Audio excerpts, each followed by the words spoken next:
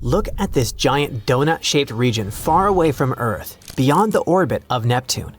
We're talking about a distance of more than 2.5 billion miles. It's the Kuiper Belt, and something eerie and bizarre is happening there. Dwarf planets and other small objects dwelling there refuse to cluster together. Instead, they follow particular orbits, which is weird. The reason might be a large, mysterious planet hiding beyond Pluto. Its gravity might be messing up the orbits of those Kuiper space bodies. Hear me out. Our solar system is made up of the Sun and everything that goes around it because of the star's strong gravity. This includes the 8 main planets: Mercury, Venus, Earth, Mars, Jupiter, Saturn, Uranus, and Neptune. There are also smaller things like moons, asteroids, and Pluto. For a long time, people thought Pluto was the 9th planet, but when it was reclassified as a dwarf planet, scientists started looking for a new Planet X. Did they have a thing about odd numbers or what? And guess what? Some really think there might be a big, icy planet hiding far, far away beyond Neptune. This mystery planet is often called Planet 9. Now, Planet 9 hasn't been seen yet, but scientists think it might be out there because of some tiny, faraway space rocks called etnos that move following bizarre, confusing paths. These paths seem to be grouped together and tilted in a way that doesn't happen by chance. This could mean there's a hidden planet pulling them into place with its gravity. If Planet 9 is real, it might be 5 to 10 times heavier than Earth. It would also be super far away, hundreds of times farther from the Sun than Earth is. Over the years, scientists have guessed different distances for its orbit, and the newest guess in 2025 says it could be about 290 times farther from the Sun than Earth. There are some cool ideas about where Planet 9 came from. It might have started as a big planet that Jupiter once kicked out of the inner solar system, or it might have come from another star or even wandered around space on its own before getting caught by the Sun's gravity. Even though scientists have looked really hard using powerful telescopes, no one has actually seen Planet 9 yet, and so far, its existence is still just a theory. But recently, a group of researchers tried something clever. They used data from 2 special space surveys called IRAS and ACARI. These 2 looked at the sky in invisible light, far infrared, about 23 years apart, which is helpful because Planet 9 is supposed to move very slowly. The team focused on a special list from ACARI, which is better at finding faint, moving things in space. They guessed how bright Planet 9 might be and how fast it might move based on how big, far away, and cold it could be. Then they looked for matching blips in the sky that were seen by both IRAS and ACARI, but not in the exact same spot. That's because a real planet would have moved a little over 23 years, and they indeed found 13 possible matches that could be Planet 9. Their estimations were based on how far away the object seemed to be, 500 to 700 times farther from the Sun than Earth, and how heavy it might be, which is 7 to 17 times Earth's mass. After looking very carefully at all the images, they narrowed it down to one really good candidate. The 2 detections weren't in the same spot in both surveys, and the way they appeared in the ACARI map matched what you'd expect from a slow-moving object. It showed up on one date and wasn't there 6 months earlier, but of course, there was a catch. Apparently, the old data isn't good enough to figure out the exact path of the potential planet. So, the team wants to do new follow-up observations using a special camera called DCAM, which is really good at spotting faint, moving objects. That way, they can find out if this candidate is really Planet 9. Additionally, it can help us learn more about how our solar system works and how it formed. If Planet 9 is ever discovered, it would totally change the way we understand our solar system. It could explain why some far-out space rocks in the Kuiper Belt tilt weirdly. The thing is, most planets go around the Sun in a flat-ish circle. But those faraway objects are tilted about 20 degrees. Planet 9 might be the reason why. Next, we'd probably find out why those tilted objects seem to point the same way. Their orbits are grouped together in one direction. A big hidden planet's gravity could be hurting them like sheep. There are also some strange tilted objects super far away. They don't make sense unless something big, like Planet 9, is tugging on them. A few space rocks orbit the Sun backward between the big planets, which is kinda the wrong way. That's super weird unless something big is messing with them. Some far-out Kuiper Belt objects keep crossing Neptune's path and haven't been flung away.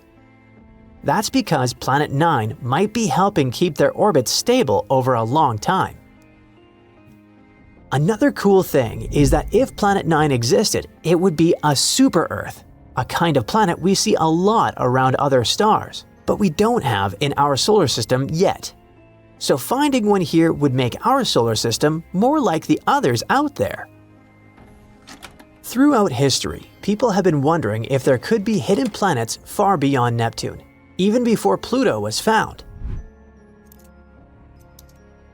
Back in 1880, a guy named George Forbes guessed there might be 2 unknown planets way out there, one about 100 times farther from the Sun than Earth, and the other about 300 times farther. He thought these mystery planets might be pulling on some comets and changing their orbits, kind of like how Jupiter does with the comets near it. In 2004, scientists found a weird little world called Sedna. It had a strange path around the Sun that didn't seem to be affected by any of the known planets. Its closest point to the Sun, called perihelion, is way too far for Neptune to be the reason. This made some scientists wonder if Sedna got pushed into its path by a hidden planet, maybe even something as big as Earth or bigger. Others thought maybe it was a star that flew by a long time ago, or another star that formed near ours. Then, in 2014, another odd object was discovered. It had a very similar orbit to Sedna, which made people even more suspicious that there could be something big out there messing with their paths. This kicked off a new round of the Planet X or Planet 9 hunt. At a meeting in 2012, a scientist named Rodney Gomez said that maybe there was a big, hidden planet around 1,500 times farther from the Sun than Earth. He thought it could explain the orbits of other odd objects, like some far-out comets and centaurs, small bodies that wander among the giant planets. At that time, those who supported the Planet 9 theory believed that if it existed, it would move around the Sun in a huge, stretched-out circle called an elliptical orbit. It would be about 400 to 800 times farther from the Sun than Earth is, about 13 to 26 times farther than Neptune. If it really had that kind of orbit, it would take around 10,000 to 20,000 years to go around the Sun just once. Plus, if it indeed orbited the Sun, it wouldn't follow the same flat path as the other planets. Its path would be tilted by about 15 degrees to 25 degrees. The farthest point in its orbit, called aphelion, would be in the direction of the Taurus constellation. As for the closest point, it would point towards Serpens, Ophiuchus, or Libra.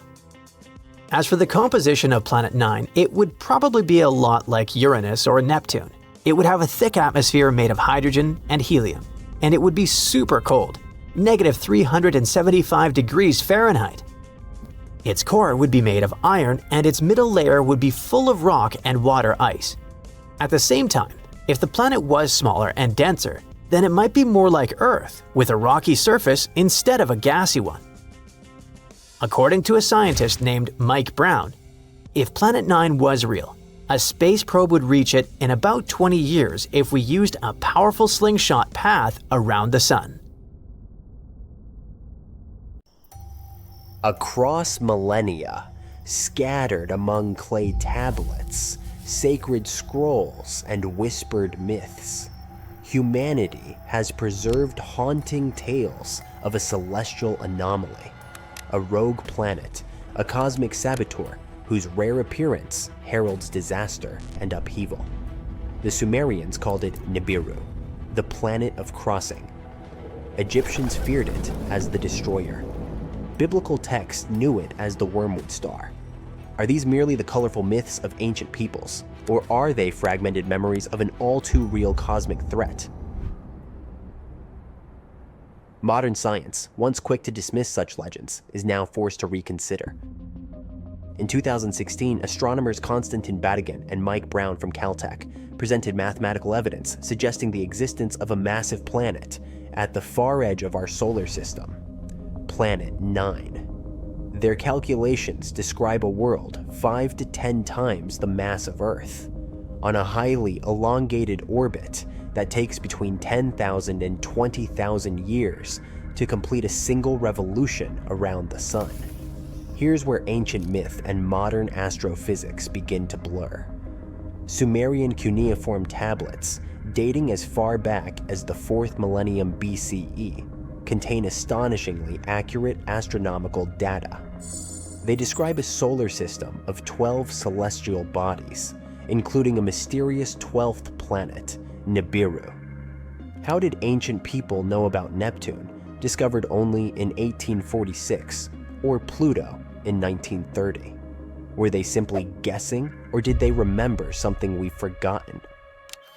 One of the most controversial voices in this debate is researcher Zecharia Sitchin. He spent decades interpreting ancient Mesopotamian texts and proposed a radical theory that Nibiru is a habitable world with a sweeping elliptical orbit, home to an advanced race known as the Anunnaki, beings who once visited Earth. Mainstream academia has rejected Sitchin's translations, but the uncanny parallels between his claims and recent astronomical findings are hard to ignore. Let's focus on what the data tells us. Something is warping the orbits of distant objects in the Kuiper Belt, a vast icy region beyond Neptune. These objects behave as if being shepherded by a massive, unseen force. The dwarf planet Sedna, for example, follows a wildly unusual orbit that can't be explained by known gravitational influences. And then there's the Kuiper Cliff, an abrupt drop-off in the number of objects beyond 50 astronomical units. What's causing it? Something or someone. These anomalies have left astronomers scratching their heads and have fueled growing speculation that a massive, unseen planet is hiding in the dark outskirts of our solar system. Ancient texts from multiple civilizations describe apocalyptic upheavals linked to a celestial intruder. The Egyptian Ipuwer papyrus eerily recounts plagues and chaos. The river is blood, the earth turned upside down, days are shrouded in darkness. The Babylonian Epic of Era speaks of a time when the stars left their appointed paths. These aren't just poetic metaphors. They're historical shockwaves echoing from a forgotten trauma. So what happens if Nibiru, or Planet 9, makes its next approach? Even without a direct collision, the consequences could be catastrophic. Its gravity might tilt Earth's axis, triggering sudden climate shifts. It could awaken tectonic fault lines and stir dormant volcanoes. Disturbed asteroid belts might send deadly space rocks hurtling toward us. It could disrupt our magnetosphere, disabling electronics and satellites. But perhaps the most chilling aspect of this theory is the cycle. Sumerian texts suggest that Nibiru returns roughly every 3,600 years. If this is true, its last passage might have occurred around 1600 BCE, a time curiously aligned with the collapse of Bronze Age civilizations, a period marked by mass migrations, natural disasters, and inexplicable cultural decline. Was this coincidence or consequence? The clock might be ticking again. Today, the hunt for Planet 9 continues, using the world's most powerful telescopes and cutting-edge simulations. we stand on the edge of either confirming the greatest myth ever told, or revealing that ancient peoples tried, in the only language they had, to warn us.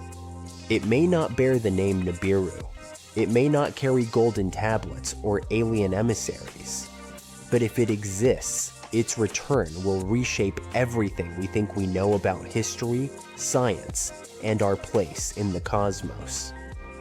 One thing is certain, our solar system is far from tamed. It harbors secrets in its coldest, darkest corners, riddles older than civilization itself.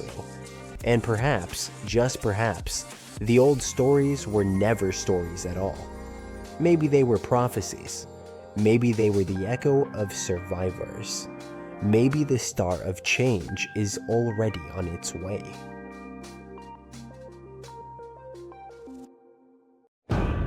Have you heard about Planet 9? No, not Pluto. We're talking about something lurking on the outskirts of the solar system. A mysterious planet that exists in our solar system that we haven't yet discovered.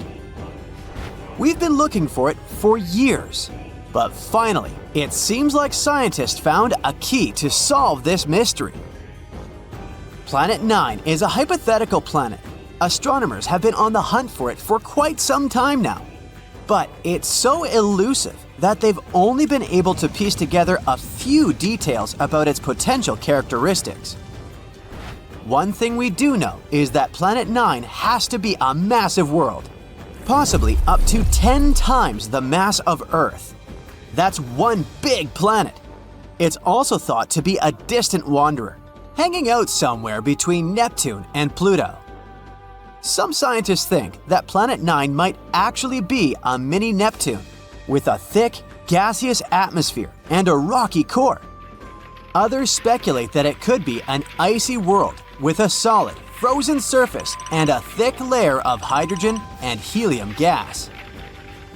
Of course, since we haven't actually found Planet 9 yet, we can't say for sure what it's like. We're not even sure that it even exists. Some say it's just a myth, like the Tooth Fairy or the Easter Bunny, but others are convinced that it's out there somewhere. And at the end of the day, we're not entirely sure if Planet 9 is even a planet. It might be a special kind of black hole or made entirely of dark matter. The search for Planet 9 began in the early 21st century when a group of astronomers realized that something wasn't quite right with the outer reaches of our solar system. They noticed that some distant objects, known as trans-Neptunian objects, were behaving in unexpected ways. Trans-Neptunian objects, or TNOs, are like the cosmic version of those items in the back of your fridge that you forgot about for years. They're small, icy bodies that hang out in the Kuiper Belt, beyond Neptune. So, scientists noticed that these guys started behaving weirdly. At first, they thought it might be a fluke. But as they dug deeper, they began to suspect that there was a ninth planet lurking out there. Why haven't we discovered it yet, you ask? Well, it may be because of Planet 9's weird orbit. All the other 8 planets orbit the Sun in roughly the same plane, which is like a flat disk. However, our hypothetical friend's orbit is different. It might be tilted and move in a different direction compared to the other planets. Its orbit might also be stretched out like an oval, rather than being nearly circular like usual. Because of this, Planet 9 might spend most of its time far from the Sun, like a true introvert. It only comes relatively close to the inner solar system every few thousand years. This would make it super faint and hard to spot, so the only way we may discover it is by studying the gravitational effects it has on our solar system. And this isn't the first time astronomers have gone looking for a new planet. Back in the 19th century, there was a similar hunt for a hypothetical Planet X. But this time, they were armed with much better technology and a much better sense of humor. They began calling their elusive quarry Planet 9, which was much catchier than Planet X. They even came up with a hashtag for the search, Pluto Lives. It was a reference to the fact that Pluto had been kicked from the planet gang and some astronomers were eager to find a new planet to take its place. But the search for Planet 9 has been no easy task. It's like trying to find a lost sock in the laundry basket the size of a football stadium. It's so far away and so faint that even the most powerful telescopes can't see it. Instead, astronomers have had to rely on indirect evidence, like the strange orbits of TNOs, to try to figure out where it might be. Some scientists have even supposed that it might be a wandering rogue planet, which would explain why it's so hard to find. But they haven't given up hope. Till this day, they're scouring the skies using all sorts of high-tech telescopes and fancy algorithms to try and spot this elusive planet. And fear not, dear curious human, because it looks like after so many years of research, we may have finally found the key to solve this mystery. Astronomer Man Ho Chan from Hong Kong has a theory. He believes that Planet 9 could have a bevy of moons. That's right, not only is it a giant planet hiding out in the depths of space, but it's also a bit of a hoarder. Moons are all the rage in the outer solar system. In fact, almost every planet here has at least one moon, except for Mercury and Venus. Earth has just one, which is kind of sad if you think about it. Even non-planetary bodies like Pluto have at least a couple of moons. A bit unfair, isn't it? Anyway, taking this into account, let's go moon picking with Planet 9. The region between the rock-filled Kuiper Belt and the rock-filled Oort cloud, where this planet is predicted to be, should be ripe for the picking. Chan made some calculations and determined that it would be stranger if the elusive planet didn't have any satellites. According to his calculations, an object the mass of Planet 9 should capture at least 20 TNOs as large as almost 90 miles across. It's like our mysterious planet is playing cosmic Pokemon with these guys. So, what if Planet 9 has moons? Would that make any difference? Kinda, yes. They could give us some indirect clues to finally locate this mysterious planet. Now, you might be thinking, how in the cosmos can we possibly spot these teeny tiny moons? It's not like they're going to wave a giant flag or blast some Beyoncé tunes to get our attention. Well, apparently the key lies in something called tidal heating. Tidal heating might sound like a new workout trend, but it's a real scientific phenomenon. It happens when two celestial bodies are close together. You see, tides aren't just about the rise and fall of the ocean, they're also the result of gravity pulling unevenly on a planet or moon. When a planet and a moon are close enough to each other, their gravity pulls on each other, creating a bit of a football shape. And as these celestial bodies move around each other, they shift shape and generate friction inside, which produces heat. Wow, who knew that Planet 9 could have a workout routine? Perhaps we should start calling it Gym Planet instead.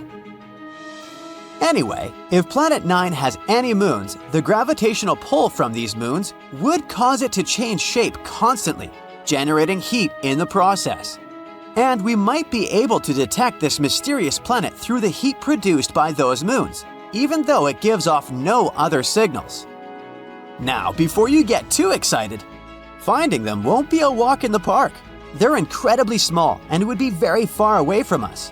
But hey, nothing worth discovering ever came easy, right? Scientists are optimistic that with the right technology, they can spot this telltale sign. It will be easier for us to spot them with fancy instruments like modern telescopes. Talk about cool friends to have, right? Sure, the process of finding it may be difficult and time-consuming, but the potential payoff is huge. Finding this planet could explain a lot of the strange behavior observed in TNOs, the Kuiper Belt, and beyond. As we've already mentioned, they've been acting super weird lately, tilting and aligning in suspicious ways. If this planet doesn't actually exist, we have yet to explain what is the reason for this strange behavior. In any case, the search for Planet 9 is one of the most exciting and intriguing quests in modern astronomy. It's like a cosmic scavenger hunt, and everyone's invited to join in on the fun. So, grab your telescopes and let's go planet hunting. Who knows? Maybe we'll find it sooner than we think. A new super-Earth has been spotted by astronomers, and it's quite intriguing. This planet, called TOI 715b, is about 1.5 the size of Earth, which is why it's called the super-Earth. It's also relatively close to us in space terms, only 137 light-years away. For comparison, most exoplanets are hundreds of light-years away, and all the interesting stuff, like black holes and nebulas, are usually more than thousands of light-years away from us. So, could it be habitable? The habitable zone is an estimate of where a planet might have the right conditions for liquid water. This is what we call some distance from the star, where the temperatures on the planet should be okay-ish, and water should stay liquid on its surface. It's not super precise, because it depends on a bunch of factors like the type of star, how reflective the planet is, its size, and so on. Also, just being in this zone isn't enough for water to actually be there. The planet also needs the right kind of atmosphere and a few other things. So, we invented a stricter definition in 2014, the conservative habitable zone. It's a more precise term defining the best candidates that have liquid water.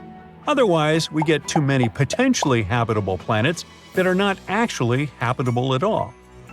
The CHZ is based on how much energy a planet gets from its star compared to Earth. If a rocky planet gets between 40 to 85%, it's considered to be in the CHZ, no matter how far away it is from its star. These planets have a higher chance of being habitable. And yes, TOI 715b is located there. This super-Earth orbits the M-type star, also called red dwarf. It's a star that's much smaller and cooler than our Sun, about a quarter of the Sun's size and mass. But if the planet is located in the habitable zone, it's actually a better option for life. Red dwarfs live much longer than our Sun, a yellow dwarf. This also means that they have more time to form little creatures on their planets. And this red dwarf really is older than our star.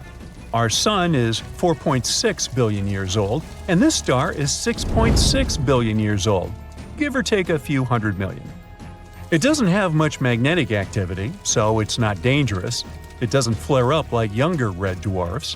These flares can be super strong and might even hurt planets by taking away their atmospheres. Although some planets around it do have thinner atmospheres, it seems like this red dwarf has already gone all out. These red dwarfs are where we're looking for planets that could support life right now. Our super-Earth is really close to its star, zooming around it in just 19 days. Since the star is small and the planet is so close, the planet passing in front of its star happens a lot and looks really clear. This makes it easy for telescopes like the James Webb to study its atmosphere without needing too much time. Now, speaking of the James Webb Space Telescope, it's bringing us into a new era of understanding distant planets beyond our solar system. Imagine being able to see what gases make up the air on a planet millions of light years away. James Webb will help us to find worlds that could support life. Right now, it's trying to figure out whether TOI 715b has an atmosphere. If it does, its atmosphere might be easier to spot compared to a planet that's drier and denser. And then we might get even more height because it would look like a good place for life. On top of all that, there might be another planet in this system, also in the habitable zone. We're not sure whether it's really there, it's just a candidate with a crazy name. But if it turns out to be real, it would be about the size of Earth. Also, it would be the smallest planet in the habitable zone ever spotted by the TESS telescope. Now, another cool thing about TOI 715b is that it cannot just have water on it, but be an entire water world. An ocean planet is a type of planet that has an ocean covering its surface or has subsurface oceans. They might not have much dry land because the water can cover everything. Sometimes the entire planet can be covered in other liquids, like lava or ammonia. When it comes to planets outside our solar system, we can't see surface water directly with our current technology. Instead, scientists look for water vapor in the atmosphere as a hint there might be liquid water below. And of course, we wonder if these planets can have life, hopefully not in the form of Leviathan-like monsters. Our models show that planets with oceans might be pretty common in our galaxy. This means there could be lots of ocean worlds out there waiting to be discovered. But the most important part about TOI 715b is that it's in the so-called small planet radius gap. If we give the planets a lineup, there will be those that are bigger and smaller than Earth. But there's a sudden gap in planets that are about from 1.5 to 2 times bigger than ours. Where are they? This gap is interesting to scientists because it tells us something about how planets form and change over time. It's not that planets don't form in this size range, they actually start off larger and then lose some of their mass, like a balloon gradually deflating. Perhaps it happens because of how they orbit their stars, with stars blowing away some of their mass as they dance around it, as our Sun does with gas from comet tails. This gap holds a lot of mystery, and planets, like our new super-Earth, are clues that could help us unravel it. We aren't sure whether it exists around red dwarfs. Maybe it's a gap in how dense these planets are rather than in their actual size. So studying our discovered planet is even more interesting. It'll help us learn more about distant stars and their planets. Now, I mentioned TESS a while back. NASA's TESS, Transiting Exoplanet Survey Satellite, has been in space for 6 years now and has been incredibly successful. NASA launched TESS because we already found over 5,000 planets orbiting other stars, mainly thanks to the Kepler telescope. But Kepler mostly found large planets, not necessarily like Earth. We decided to focus TESS on finding smaller Earth-like planets around nearby bright stars, making them easier to study with future telescopes. Here's how it works. The camera observes stars and looks for changes in their brightness. If the brightness suddenly drops for a while and then gets back, it could mean there is a planet passing in front of it. But stars can dim for other reasons too. For example, flaring up or having dark spots on their surface, which is why we need to be careful with this data. TESS shows us the size and orbit of these planets. Then ground telescopes help determine their mass. With these 3 parameters, we can figure out what the planets are made of and if they're rocky like Earth or gassy like Jupiter. Yeah, you want to avoid Jupiter after taco night. One example of TESS's discoveries was the TOI 700 system. There, it discovered its first ever Earth-like planet, TOI 700d. This exoplanet also orbited a red dwarf, and it's even closer to us, about 100 light-years away. Unfortunately, it's unlikely to be habitable because the temperatures there are crazy. Another big discovery was made in the AU microscopy system. TESS discovered a planet about 4 times the size of Earth and another nearly 3 times Earth's size. This system has become a key area for studying how stars and planets form and change over time. TESS has also spotted a variety of other exciting finds, including supernova, hot worlds, and so on. And as it enters its 6th year, we can only expect more exciting findings to come. For thousands of years, people knew only about the planets Mercury, Venus, Mars, Jupiter, and Saturn, which they could see using simple telescopes, or even by the naked eye if conditions were good. But in the late 18th century, a famous astronomer named Sir William Herschel discovered a new planet that was icy blue in color. At first, people thought it was a star, but later they realized it was a planet. Today, we know it as Uranus, a planet that's more than 19 times farther away from the Sun than Earth. It's so far away that it takes Uranus 84 years to complete one trip around the Sun. This astronomer also discovered many other interesting things in space, like double stars and nebulae. In the mid-1800s, scientists noticed something pulled Uranus and strangely tugged its orbit. They thought there must be another planet out there, and they used math to predict where it would be. Finally, in 1846, they found Neptune using a telescope. It was too faint to see with the naked eye, because it was too far away from the sun. It was all so exciting. Who knows how many other planets could be there, lurking in the darkness of our solar system? Back in the mid-1800s, astronomers noticed something unusual was happening in the sky. A small rocky planet named Mercury was behaving strangely. It didn't follow the predictable orbit that was expected of it. One of the astronomers was a brilliant French scientist named Urbain Le Verrier. He came up with a theory that there could be another planet in our solar system no one had yet discovered. It would be located somewhere between Mercury and the Sun. This hypothetical planet, which he named Vulcan after the Roman god of fire, would have an incredibly hot surface, and it could be a potential explanation for Mercury's strange behavior. He never surely claimed Vulcan was really the one thing disturbing the orbit of Mercury. But, excited by the possibility of discovering a new planet, astronomers all over the world took the idea of Vulcan. For a planet that didn't exist, people committed to developing ideas and getting information about it. Some scientists didn't think it was likely that they had missed another planet as big as Mercury. It would have been hard not to see it by then. But there was a tiny chance of a smaller planet existing inside Mercury's orbit that was too close to the Sun, so no one could see it. One theory said it was about 13 million miles away from the Sun. Mercury is the planet with the most eccentric orbit in our solar system, but the closest point it gets to the Sun is about 28.5 million miles. This means Vulcan would be under half of that distance. The theory moved on, saying that if Vulcan existed, it would orbit the Sun every 19 days and 18 hours, and its path would be tilted about 12 degrees relative to the path of other planets in our solar system.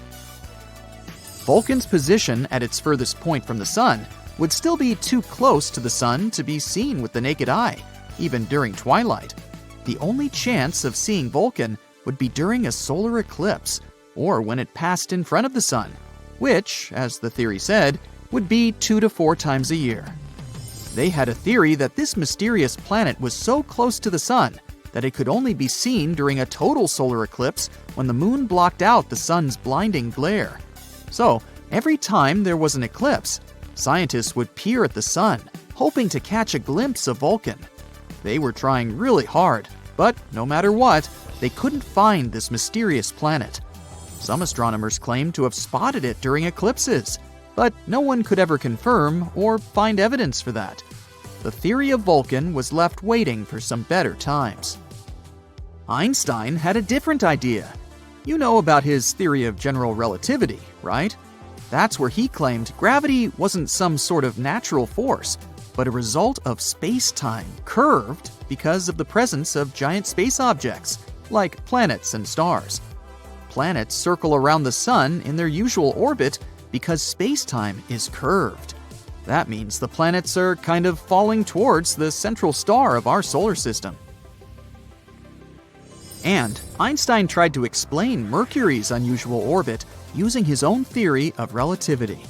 Unlike the other planets in our solar system, Mercury's orbit wasn't that circular. Instead, it seemed to wobble slightly, as if there was an invisible force pulling it away. Einstein said this could be happening because the massive gravity of our Sun was actually curving the fabric of space-time around it. He claimed it's possible this changed Mercury's orbit a little bit. It took the scientific community a while to test this theory, but it eventually seemed like the most plausible explanation. Even though Einstein's theory gave us a more elegant explanation for Mercury's strange orbit, some scientists were still holding out hope for Vulcan. It was especially hard to let go of the idea of Vulcan because Mercury is also the planet that's really hard to see from where we're standing. But later, more and more scientists started accepting Einstein's theory above their imagination, and they would observe a total solar eclipse specifically to test Einstein's theory of relativity, not because of Vulcan. And Vulcan is not the only hypothetical planet everyone was talking about. In the newer age, some believe there could be a mysterious planet lurking in the outer part of our solar system, but this one is more likely to exist. No one has seen it directly yet, But computer simulations show this so-called Planet 9, or Planet X, is probably somewhere there beyond Neptune. Neptune and Planet X could be similar in size. Planet X could be 10 times more massive than Earth and circles around our Sun in an elongated shape, which is on average 20 times farther from the Sun than Neptune. A year there may last between 10,000 to 20,000 Earth years. By comparison, a year on Neptune lasts 165 Earth years. Something this big moving out there beyond Neptune could explain the unusual orbits of smaller objects in the Kuiper Belt. The Kuiper Belt is the area of our solar system beyond Neptune and where it orbits. And there are most likely many asteroids, comets, and some other smaller bodies there, mostly made of ice. There was another hypothetical planet called Nibiru. Remember those rumors that the world could end back in 2012? One of the popular scenarios was Nibiru, which some claimed would hit our home planet at the end of the year. Of course, nothing happened. We're still here, all set and good, but the idea of Nibiru seemed interesting. Stories started in the 1970s when a man named Zecharia Sitchin mentioned Nibiru in his book, The 12th Planet, claiming it orbits the Sun every 3,600 years. But there's no chance a planet with such an eccentric orbit wouldn't disrupt other planets in our solar system with its gravity. And if it was really coming that close to Earth in 2012, we were supposed to be able to see it with the naked eye. Some simple calculations showed Nibiru would have been nearly as bright as Mars at its dimmest and brighter than the faintest stars you see from a city. Oh well, maybe we'll have more luck in the next 3,500 and something years. In 2011, a comet named Elenin appeared that many people thought could be Nibiru. But when you're looking at comets and planets through a telescope, you see they appear differently. A comet has a coma, which is a gas atmosphere, together with a tail, something a planet doesn't have. Plus, this comet didn't slam into the Earth. It came too close to our Sun and fell apart. The leftover pieces will continue moving on their way to the outer solar system for the next 12,000 years. So, we might be getting closer to finding a massive icy planet beyond Neptune's orbit. Sorry Pluto, still not you. Recently, some universe mapping using data from a telescope in Hawaii eliminated about 78% of the possible locations for this mysterious Waldo from space. Some people call it Planet 9, while others prefer Planet X. Either way, it's been causing controversy since its existence was first proposed, and that is mainly because no study so far can answer the big question: does it really exist? If discovered, Planet 9 would rank as the 5th largest planet in our solar system, with a mass 10 times that of Earth. It's also theorized to be gaseous, like Uranus. The initial study on Planet 9, dating back to 2016, suggests that this colossal new planet orbits the Sun 29 times farther out than Neptune, which sits at about 2.8 billion miles. As a result, the Planet 9 would take between 10,000 and 20,000 years to complete a single orbit around the Sun. If confirmed, this yet-to-be-understood world would dominate a region larger than any other known planet in our cosmic neighborhood. These are all intriguing hypotheses, but without a single piece of evidence or observation to back them up. Before dismissing this as a wild guess, it is important to note that these researchers relied on complex mathematical modeling and computer simulations to speculate about the planet's characteristics, because that's what they do. The hypothetical presence of this planet would explain various mysterious features located beyond Neptune. We are specifically talking about the Kuiper Belt, a huge donut-shaped region filled with icy debris left over from the formation of the solar system, including comets and dwarf planets like Pluto. What happens is that the 6 farthest objects in the Kuiper Belt exhibit elliptical orbits that are all oriented in a similar direction within physical space and tilted approximately 30 degrees downward relative to the orbital plane of our 8 known planets. What's strange here is that despite their distinct orbital velocities around the solar system, they maintain this alignment. The likelihood of such alignment occurring randomly is extremely low, around 0.007%. So here comes Planet 9, a hypothetical massive celestial body that offers a plausible explanation for this strange phenomenon, potentially exerting gravitational influence to shape these orbits. The initial theory didn't hold up for long, facing accusations of observational bias and calculation errors. Then, in 2017, another study popped up, sparking back the idea that maybe Planet 9 is out there after all. This time, Spanish astronomers tried a novel approach, focusing on observing extreme trans-Neptunian objects. These celestial bodies orbit the Sun in highly stretched elliptical paths, with average distances exceeding 13 billion miles. The research suggests that the distances between these objects' nodes and the Sun might provide clues to Planet 9's location. You see, these nodes are the points where a celestial body's orbit intersects the solar system's plane. When these objects reach these points, they're more likely to interact with other solar system bodies, potentially causing significant changes in their orbits or even collisions. So, if the trajectory of these extreme trans-Neptunian objects remains stable, everything's fine. But if it's not, well, that's a sign that something else, something big, is messing with their path. And that's exactly what the research found. There is something unseen out there, throwing these objects off course. And that something could be a planet, chilling at a distance between 300 to 400 times farther from the Sun than Earth. To this day, the study of the extreme trans-Neptunian objects is the strongest evidence we've got for Planet 9's existence. And if you're still not convinced by this theory, know that strange motions like these have led to planetary discoveries before. Neptune, for instance, was spotted because Uranus's motion didn't quite agree with the predictions of Newtonian gravity. But the deflection of its orbit could be explained if it was caused by a pull of an undiscovered planet. And just like that, we discovered Neptune. Now, the year is 2021, and there's all this buzz about Planet 9 again. After correcting some old guesses, studies are now leaning towards the idea that this mystery world follows an epic loop around the Sun every 7,000 years. That is massive news, because it means this planet might be closer than we ever thought, making it easier for our telescopes to spot it. The paper also suggests there is a whopping 99% chance that the funky orbits of these distant objects are all because of this unseen planet, not just some cosmic coincidence. Now, the odds of this whole situation being a fluke are down to a 1 in 250 chance, which is much better than the 1 in 10,000 chance back in 2016. All these optimistic numbers have brought us to where we are today, keeping our hopes and working on better equipment to continue the mission of spotting Planet 9.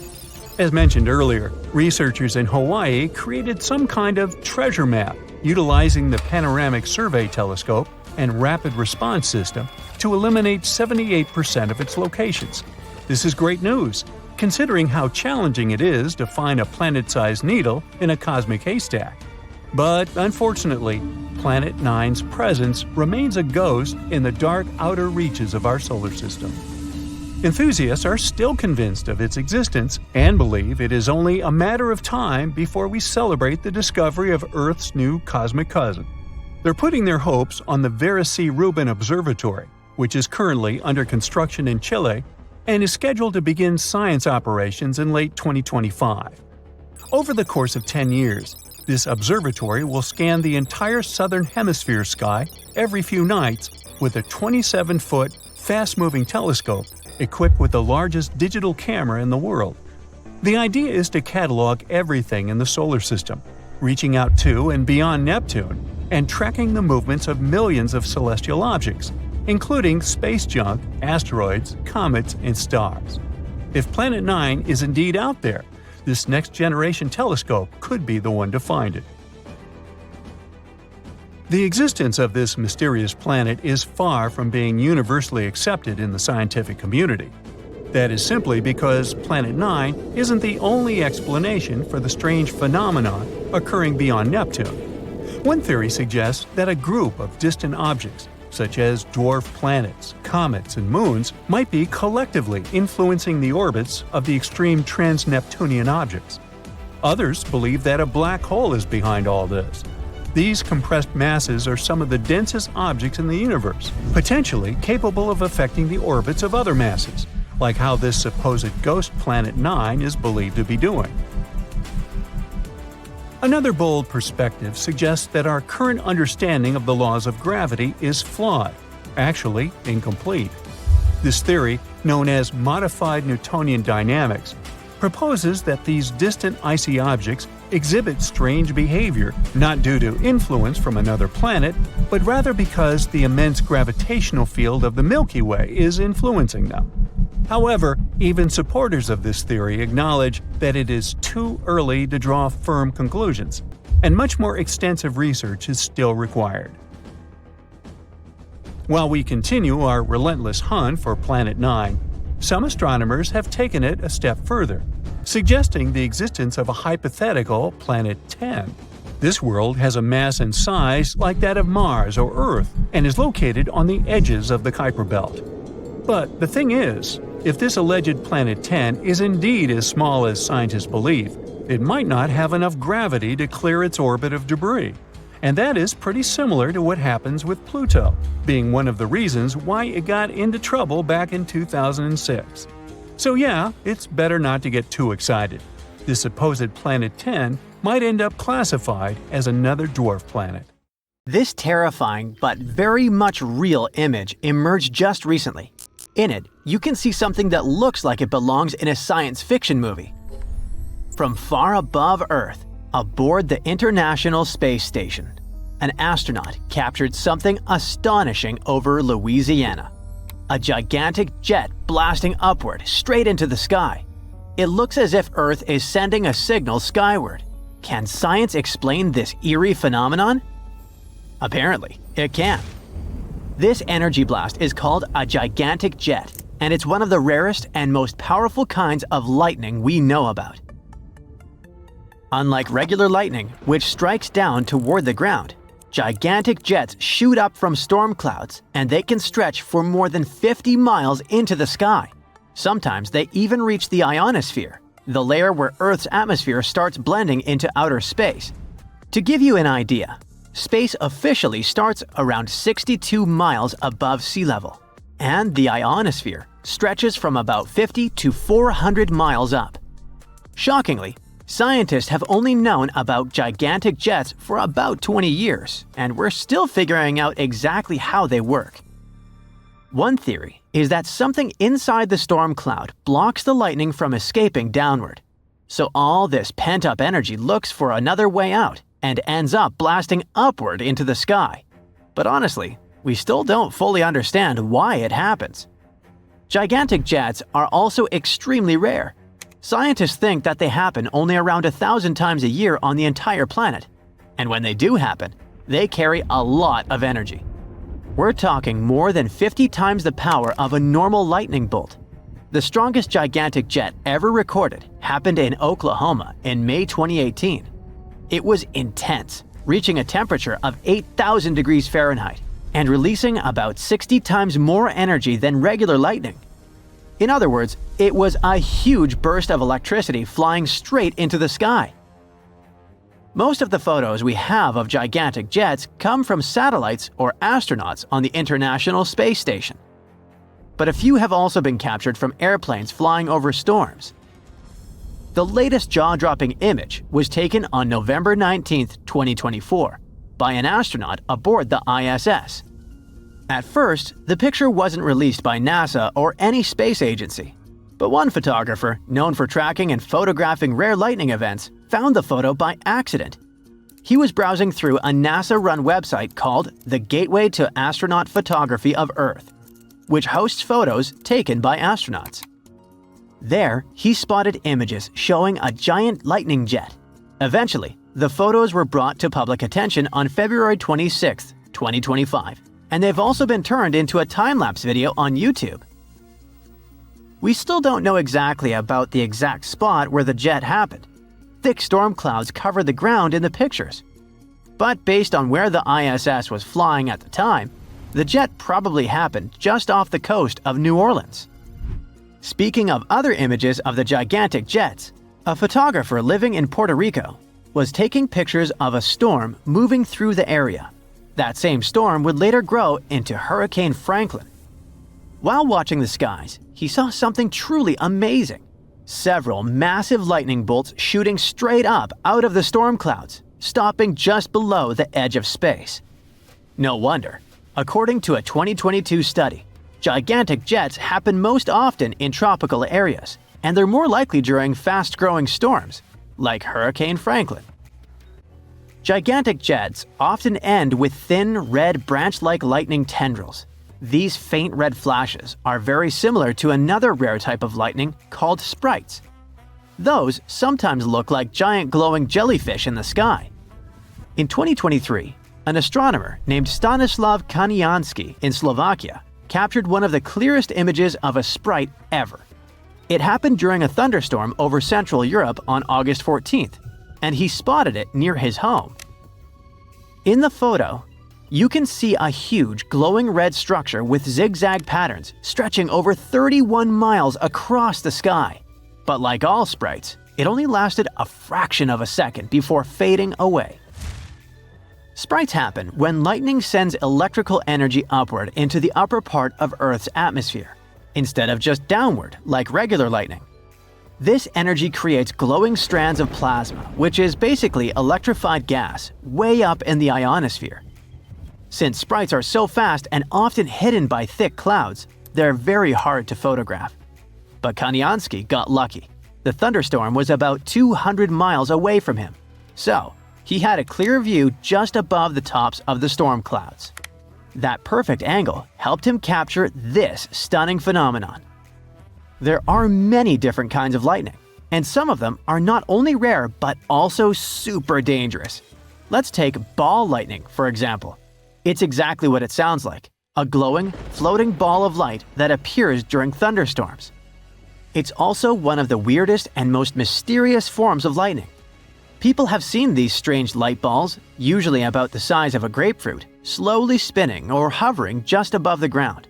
Some even say they've seen them float through closed windows or suddenly appear indoors, then vanish after about 10 seconds. For hundreds of years, no one really knew what caused ball lightning. Scientists had no explanation, and most sightings were based on eyewitness stories. Then, in 2012, someone finally managed to capture ball lightning on camera. Since then, different ideas have come up to explain what ball lightning really is. One of the newest theories suggests that the ball is actually a tight bubble of super compressed air. This compressed air bends and spins white light in all directions, making it look like a glowing ball rolling around in the sky. And according to the researchers, ball lightning can be almost 1 billion times more intense than regular lightning that moves in a straight line. Then there are elves. They look a lot like sprites, but instead of looking like jellyfish or dancing shapes, elves appear as huge glowing rings or halos in the sky. And they're massive. An elf can spread out to be up to 185 miles wide. You can even spot them from space or through thin clouds during the day. Dark lightning is probably one of the strangest types of lightning, and most people don't even know it exists. Unlike regular lightning, it doesn't produce a bright flash. Instead, it gives off intense bursts of radiation, especially gamma rays, the most energetic form of light found in nature. Dark lightning happens when high-speed electrons slam into air molecules inside a storm cloud. This creates a burst of gamma rays. They're so strong that they can mess with satellites hundreds of miles away in space. In rare cases, when a plane flies through a thunderstorm, these flashes can hit the aircraft. Some passengers could get a quick dose of radiation, about the same as a full-body CT scan. But worry not. Scientists say these occasions are extremely rare and not a reason to be afraid of flying. And finally, there's positive lightning. You see, lightning is still kind of a mystery, even for scientists. But here's the basic idea. Inside a storm cloud, tiny pieces of ice bump into each other and build up electric charges. Some become positive, others negative. Most of the lightning we see comes from the bottom of the cloud, where there are lots of negative charges. These reach down and zap the ground. But sometimes, lightning comes from the top of the cloud, where positive charges hang out. That's called positive lightning, and it only makes up about 5 to 10% of lightning strikes. Most of the time, those positive charges just zap other parts of the cloud.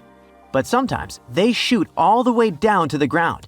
That's why positive lightning can strike even when the sky looks clear, because it comes from way up high in the cloud, sometimes miles away from the storm itself. The scariest part is that regular lightning can reach about 300 million volts, while the charge of positive lightning can be up to 1 billion volts. That means positive lightning is much stronger and more dangerous.